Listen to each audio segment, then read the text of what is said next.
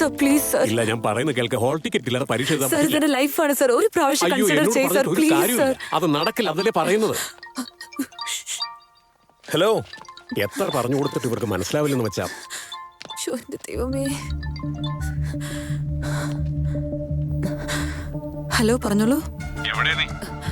അത് അമ്പലത്തിലേക്ക് വന്നതാ. ഈ സമയത്ത് അമ്പലത്തിലോ? അത് ഒരു നേർച്ച, അതൊരു നേർച്ച നേർന്നില്ലായിരുന്നു ഞാൻ. അതിന് വന്നതാ. ആ ശരി, എന്നാ പിന്നെ നീ തൊഴ. ഞാൻ പിന്നെ അതെ, വളരെ നന്ദിയുണ്ട്.